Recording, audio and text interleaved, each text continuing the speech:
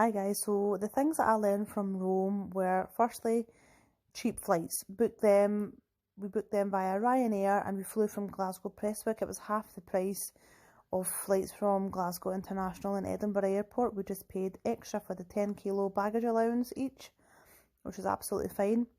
We stayed in a hotel which was out of the city, as you can see on this map, but it was fine. There was plenty of buses available to take us right into the city.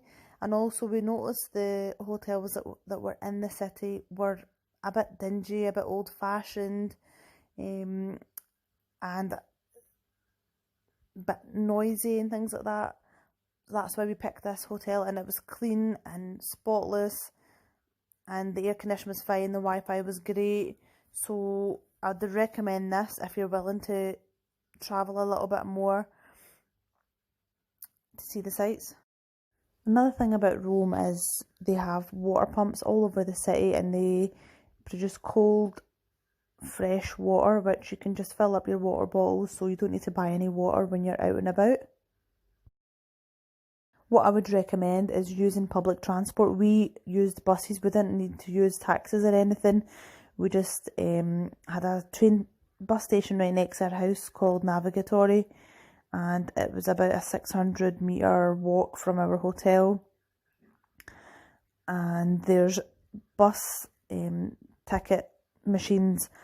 You can kind of get them all over the city. We got ours from Rome Termini. So here's the prices. We bought the 24-hour passes, and you can pay for it via card or cash, and it works out so much cheaper than having a taxi. And then when you get on the bus, you put the card into this yellow machine and it scans it, and that's you for the next journey. And the buses look like this, and they have a number on them clearly. What we did was we used Google Maps to search from our start and end journey, and it told us the bus number, the route, how long it was going to take, which was really handy. The only thing is they don't have a lot of seats, and when you're walking it can be really tiring, so just bear that in mind to be ready to stand, especially when it's rush hour and they're crammed. Here's the bus numbers and the Google searches that I was talking about. Google's your best friend when you're over there.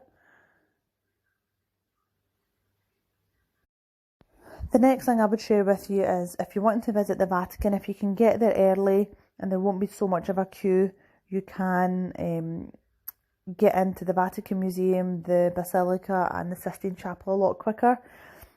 The time we went at, it was so busy, and like as you can see here, and we were bombarded with tour guides asking us to skip the queue for €55 each, and we were so tired and the queue just wasn't moving.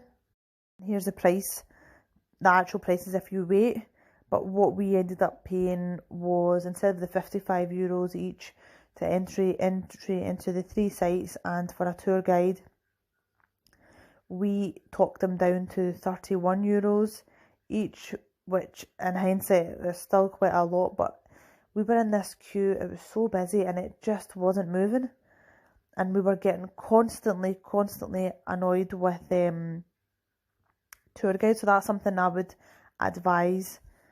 And obviously this is the Colosseum. We just seen this from the outside because by the time we got there it was right in the middle of the day and it was so hot and it was really busy, and we didn't really feel like we needed to go in. We got all of our pictures from the outside. It's beautiful.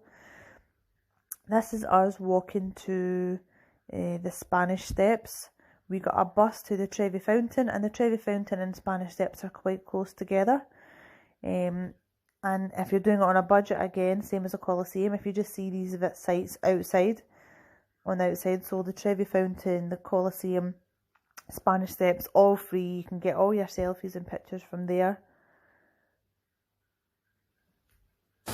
Just be prepared for the heat and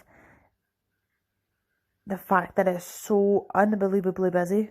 Sometimes you couldn't move, and it was so overwhelming. When we were in the Sistine Chapel, it was just so overwhelmingly busy, as well as the heat, as well as the walking. So be prepared, get very comfortable shoes on, and be prepared for a lot of walking.